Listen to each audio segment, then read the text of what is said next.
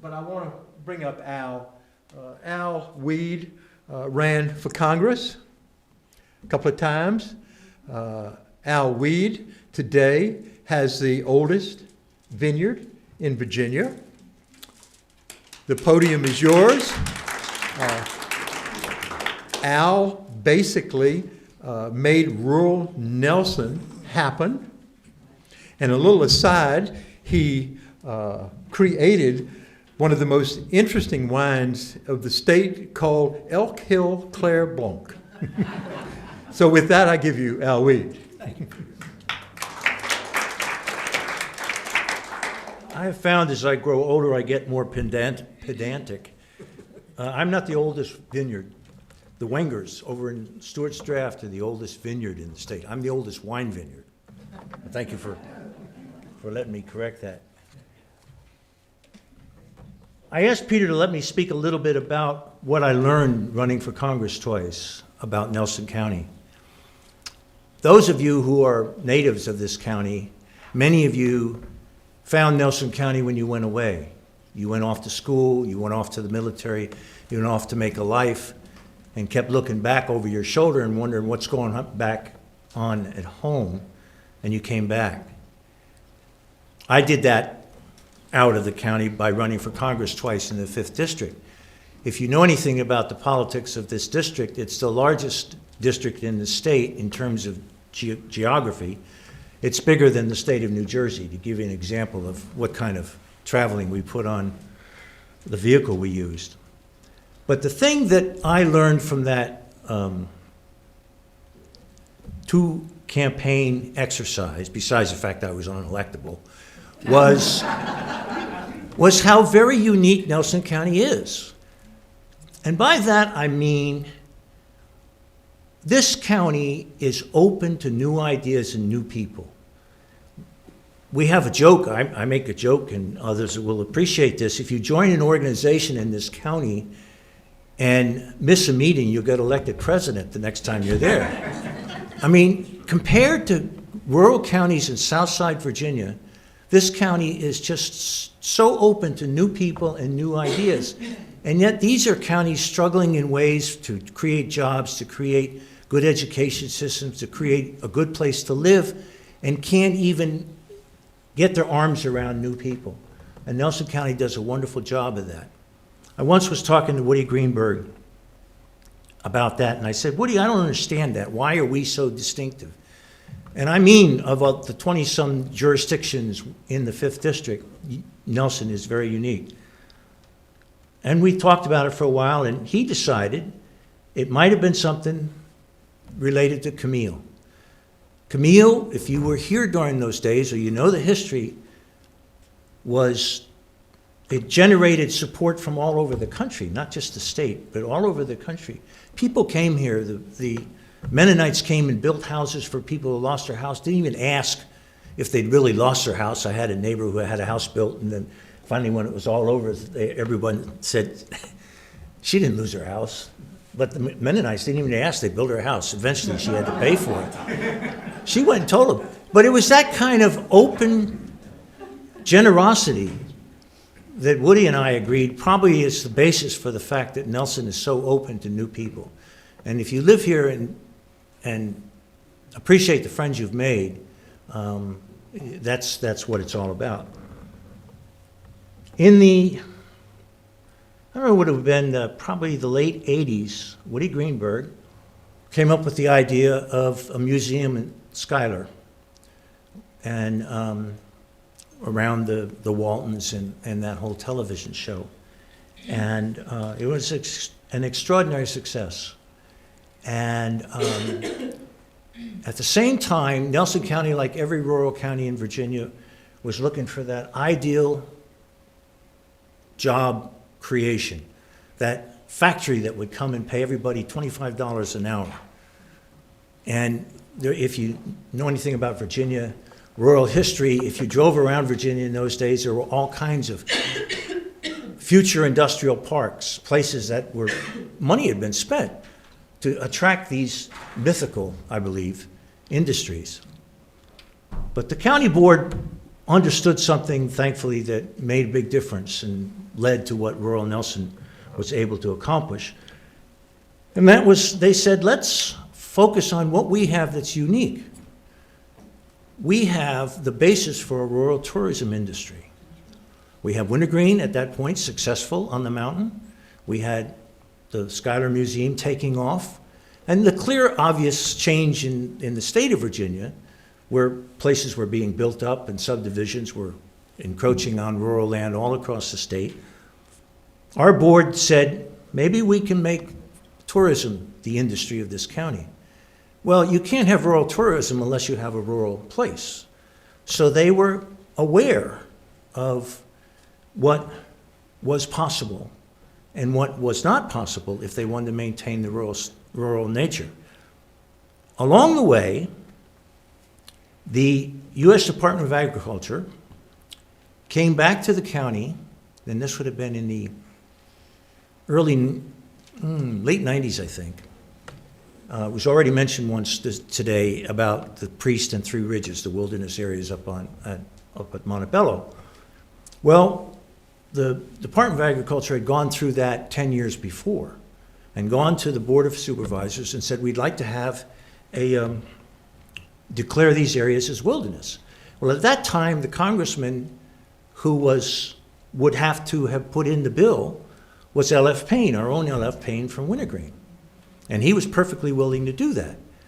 But there was a lot of misinformation that went out. People were afraid that the wilderness area would mean a forest fire would spread to local homes and to farms nearby. And the county wasn't organized to defend it or to fight against that misinformation. So when the vote came to the board, which it had to come before it could go to Congress, for the first iteration, the board voted it down because these wilderness areas are declared for perpetuity. And one of our supervisors said, I'm never going to vote for anything for perpetuity. Only God makes things in perpetuity. Well, LF said, I can't introduce a bill if the local board can't support it, and it just died. Well, the Department of Agriculture has a process that says they can manage a place as if it were a wilderness, as if it were legally a wilderness. So they went to the board and they said, okay, you voted it down, but we're going to manage these areas for the next 10 years as if it is a wilderness, so that in 10 years we're going to come back and we're going to say, see, the whole place didn't burn down, homes weren't destroyed, it works. And they did just that. And they came back, and somehow I got involved in it, and a man named Jim Murray was at the time, the president of Virginia Wilderness Society, and he said, we really would like to see this happen. And I said, well, you guys are going to have to go about it very differently. You're going to have to go about it and create an understanding of what's going on. People need to be informed. They need to get the right information. And that sounded good to me, but I didn't know how to do it. So they slowed down, and that's where the groundwork for Rural Nelson started. We were lucky to find a woman named Kim Cash, who lived up on the mountain at Montebello, who was the sort of on-the-ground energy behind it. And she said, oh, Al, you can't get anything done in this county. Nobody will even come to meetings unless there's free food and something for their kids to do. All right, so we started doing meetings all around up in the mountain.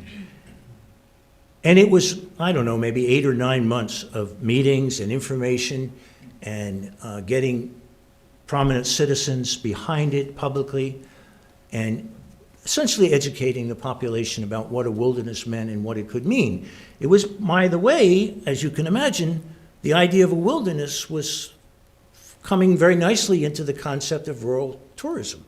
People will come to this region to hike in these places because it's rural. So there was a beginning confluence, if you will, of the possibilities. And so I guess that was about 6 to 8 months of gingering and having public meetings. And the time came for the board to make a decision. And the crowd was so big, we had no way of knowing, we weren't doing any polling or anything, we had no way of knowing how it would come out. We were in the big courthouse, and place was jammed. And they started the hearing. The Board of Supervisors started the hearing on this. And what, at that time, the Congressman Virgil Goode said, I can't put the bill in if it's voted against, but if they don't vote on it, if they don't take a position, then I'll put a bill in. So that was the sort of bottom line. If we could just get them not to vote against it, that was progress. And it was packed, and I had no way to know how it was going to come out. And the first few people that got up, and this is what, I still get tears in my eyes when I think about this.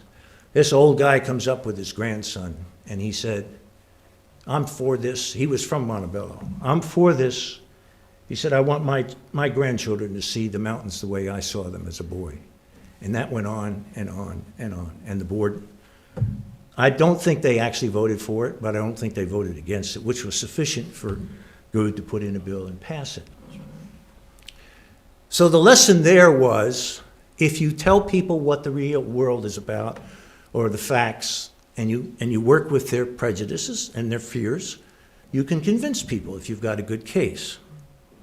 And the next time that worked was when Rural Nelson as an organization said, look, we are going through the process, the potential process of being overrun by development, like every rural county in Virginia. How do we stop it? How do we preserve the rural nature of the county? And with Mary Buford's help, a number of people worked on this. Kim Cash led, and Mike Tappaker, two people who are now both deceased, but led the effort.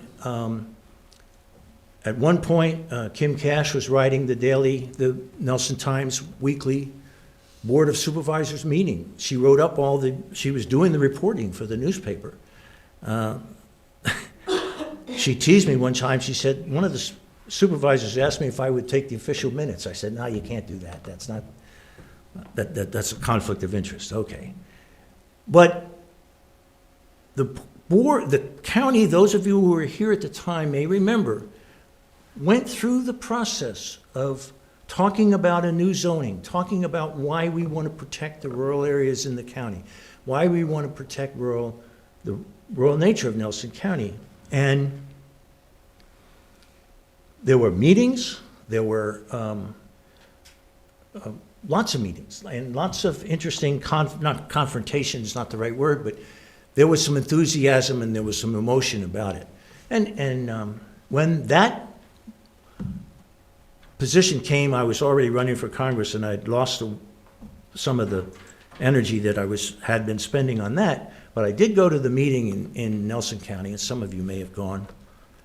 And when the process started, and the people who had opposed the whole concept of downzoning to preserve the rural nature of the county, stood up and said that they were grateful for the process, that they were grateful for the way it had gone, and essentially were saying, we're on board. I think the Board of Supervisors itself was astounded. They expected some kind of all-out fight, and it didn't happen. People said, yes, we can do this. What makes rural Nelson, and I added, what makes rural Nelson work? And I think what makes rural Nelson work is that when we understand and work with people who really care about this county, we can do damn near anything. And that's where we are today.